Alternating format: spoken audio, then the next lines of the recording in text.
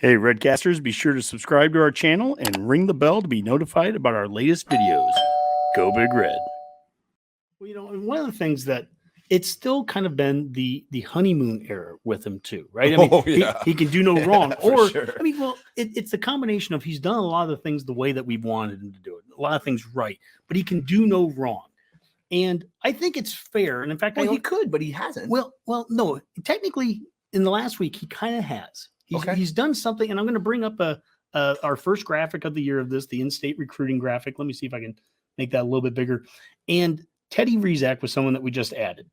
And we added him as an uncommitted, but then the next day he committed immediately to Notre Dame, where he had an offer prior to us offering him. Now, I think it brings up a good discussion, at least a good discussion. And I've heard some people be negative towards him about, obviously we didn't offer him first. Mm-hmm. He was offered by Notre Dame. He accepted that very quickly, and there can be many reasons why he accepted it. Mm-hmm. We've heard that Notre Dame did a great job recruiting him. We've heard that he is was a fan of Notre Dame. So all those things apply. I don't want to get into the specifics of recruiting one player because I never get into specifics of recruiting one player. Nope. I don't. That doesn't interest me. But I just kind of have a steadfast rule of I always want to see Nebraska kids being offered. Yep. That are deserving of it. Mm-hmm. I want to see him be offered. I don't want to see us being late to the party offering an in-state kid and then have him go somewhere else. We've seen that countless times with previous staffs. Now, I bring all this up to, I don't know if it's to critique Rule right now, but not because Rule's not doing their job or they're not taking it serious. Look at this list. There are 9 names right now, and it is May. There are 9 in-state kids that have been offered by this staff. No one's going to convince me that this staff isn't going out there and putting in the time and effort with in-state kids. Correct. I mean, the next graphic here is just Ed Foley again. Some more of the places he's been to. You see Ord down there? My mom's side of the family is from the Ord area. We love Ord. Coaches don't go to Ord, and this coaching staff has been to just about every single team. The city's name looks like an acronym. They've been to that's O'Hare Airport's acronym. Loop City and Aurora and you just name it. They've been to 8-man teams. I mean, I know that this staff is putting in the time in state. So what I'm trying to get at is, on one hand, I'm sitting there saying, moving forward, my steadfast rule is if we identify a kid, you offer him, you don't wait for someone else to come in and do it. Now, do I think this is something systemic, this Teddy Rezac one, that we didn't offer him right away?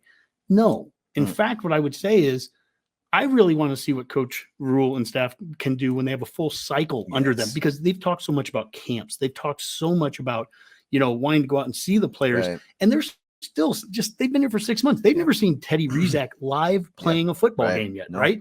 And that's part of just the time thing.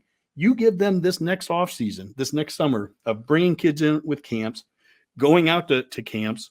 They're going to see these kids in addition to then go recruit them, watch them play football games and everything. And then I'm not as concerned that a year from now we're going to be late to the party on an in-state kid. I think that this staff is not going to, they're definitely not going to be that kind of staff that's going to be late to offering kids. I don't in this one case, I don't know if we dropped the ball. I don't know the specifics enough about it. I just know that obviously it wasn't a great look that we offered the kid basically the day. I do know that Notre Dame absolutely showed him a ton of love. And that's not to say that our staff didn't, but some of this is our history, our recent history coming back to bite us in the ass, which actually has nothing to do with Rule. Well, that's what Jackson says here. He goes, I'm around current recruits' age, and the thing is we've never seen Nebraska have any success, so it's hard to stay home when we can all remember is losing seasons. And that's 100%, Jackson. That's 100% right. And like you said, that's the other thing that can change in 1 year.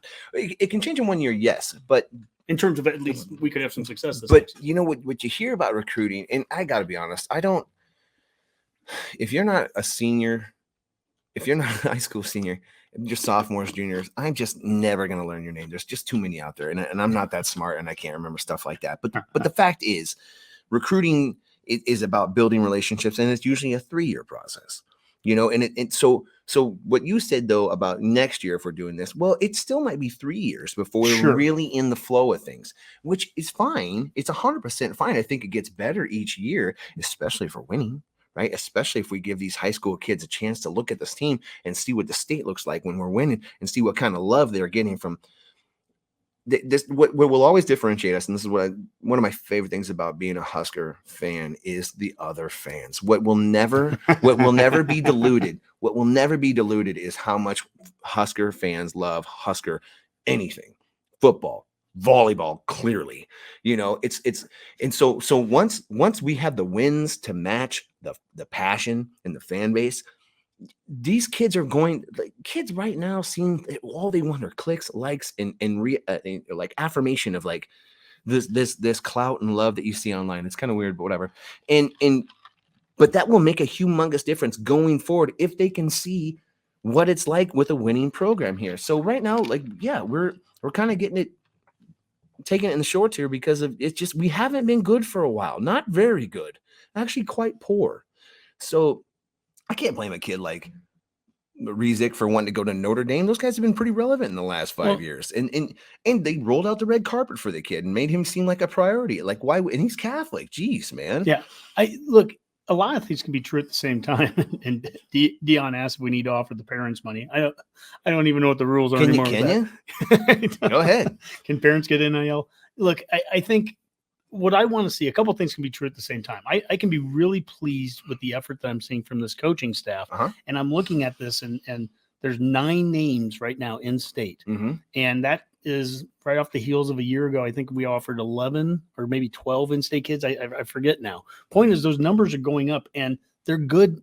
We've always said there is good talent in the state, and I'm glad that it's being rewarded with offers now. Yeah. Now, part of the challenge now is we've got to get those players to commit, and that's there's the mission to Coach Rule. It's not that they're putting a lack of effort in right now. No, it isn't. Okay, but they may not find some of that success. Right now, we have more kids committed elsewhere to P5s than here.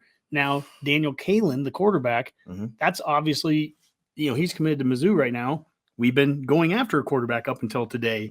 That was probably our number one. So that can help explain Kalen not being here. I don't know much about him, but is he dually? Is he a dual threat typer? He was more of a pass first guy. Okay. But and then you got Teddy Rezac there and Notre Dame. We also had Eric Ingwerson, and he's from Papillion La Vista. He was offered and went to Pitt before Nebraska offered him. Now look at these players though coming out of Nebraska though, Matthew. That dude is 6'7", 240 pounds. And then what's the dude Carter Nelson? That he's phenomenal. I mean, we really are peaking. And I don't know, peaking is probably the wrong word, but there's a big. We have so many Power 5. I just know offer talent within the state. Yeah, we've really got to harness it. Really. Yeah, it's important. Look, I mean, I've made the argument when we started this show 6 years ago, we weren't getting 9 offers a year, but I was making the argument that we had more offers. There were more kids worthy of an offer than we're getting them. Now that's a process, right? Other teams in Iowa was early in on it, and there's other teams would come in and have success with our players, and all of a sudden, next thing you know, the floodgates started to open. Now all of a sudden everyone's like, hey, there's all this talent here. Well, I would make the argument, and we've had countless people on the show in the past, the Steve Warrens and Glenn Snodgrass, guys that are in the know, they're like, yeah, there's been talent here. Now this is good talent right now too. This is.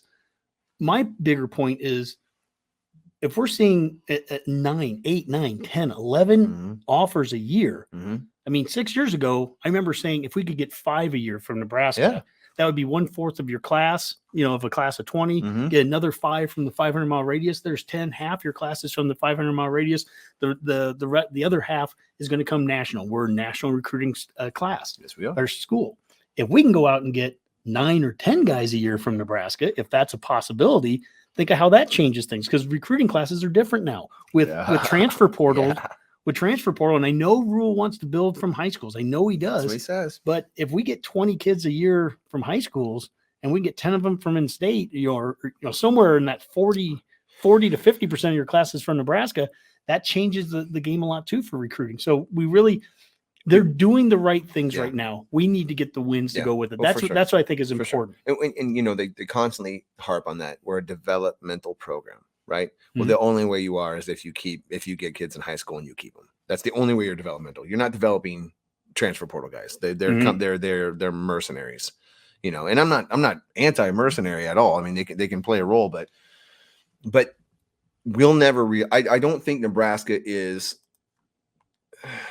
capable of ascending to where we should be if we don't utilize the developmental Pete. ability we have. If that's not maximized, if that's not utilized, we're always going to kind of be almost Iowa, But because Iowa's a great developmental program, they really are. They're a fantastic developmental program, but they don't recruit as well as we do.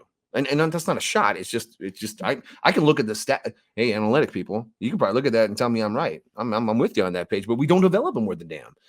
So if we're gonna do it, we're gonna have to get high school players. We're gonna have to develop the hell out of them, and then we bring in some stars. It's not a mystery. It's just what we have to. That's when Nebraska's been at its best. Exactly. Is when you do those things.